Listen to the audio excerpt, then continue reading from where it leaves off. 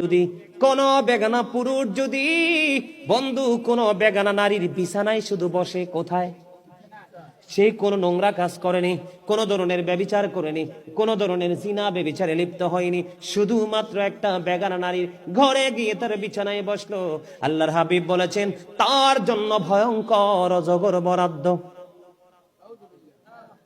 সবল মারতে থাকবে। মনে রাখবেন একটা কথা, লা ইয়ামুতু ফিহা ওয়ালা ইয়াহইয়া ওয়া মা হুম আনহা বিগাইবিন। বাঁচতেও পারবা না, মরতেও পারবা না, পালাইতেও পারবা না। এখন কি অন্য কোন রাস্তা আছে নেই?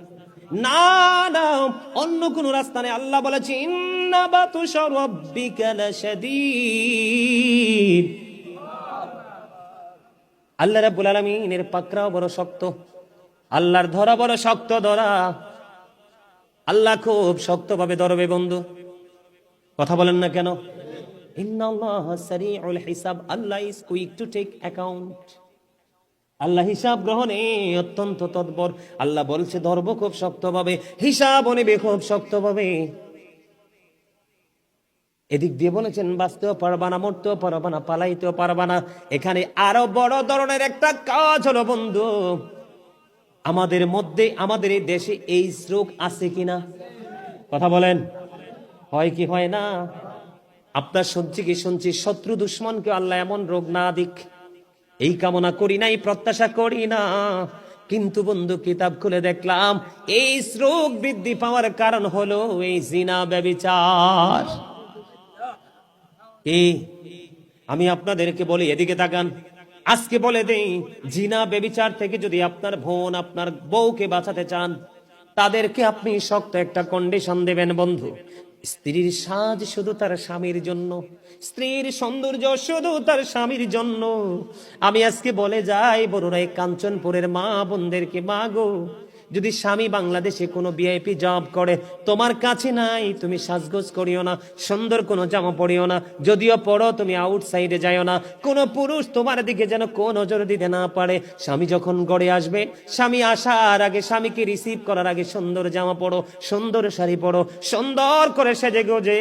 ক্লান্ত স্বামী যেন তোমার চেহারা দেখে তার হৃদয় প্রশান্ত হয়ে যায়। এটা হলো ইসলামের বিধান। এটা কি? তুমি অন্যকে দেখানোর জন্য সাজগোজ করিও না। স্বামীটা বড় পরিশ্রম করে এসেছে, পুরো একটা মাস বেতন পেয়েছে, মাকে খুশি করবে, সন্তানকে খুশি করবে, ছোট্ট ভাই বোনকে খুশি করবে। বিবির জন্য রয়েছে স্পেশাল কোনো গিফট। তুমি তোমার বিবি, ও বোন, ও আমার মা, যারা বিবাহিত গো, তোমরা এই আইনটা মেনে চলো। আল্লাহর হাবিবকে যখন প্রশ্ন করা হলো, ইয়া রাসূলুল্লাহ, ইয়া হাবিবাল্লাহ নবী, আপনি কোন ভাবি এবং দেবর তাদের সম্পর্ক সম্পর্কে কি বলবেন? আমার নবীজি জানিয়ে দিয়েছে, একটা নারী তার দেবরের সাথে দেখা হওয়ার চাইতে রে ওই নারীটার মৃত্যুটা অনেক বেটার। নাউজুবিল্লাহ বলেন। আমার জীবনে বন্ধু প্র্যাকটিক্যালি অনেক দেখেছি বন্ধু, স্বামী ছেড়ে দেবর নিয়ে অনেক ভাবি পাগল। দেবরের জন্য ইদানিং রিসেন্ট কয়েকটা ঘটনা ঘটেছে, দেবরের জন্য স্বামীকে হত্যা করেছে।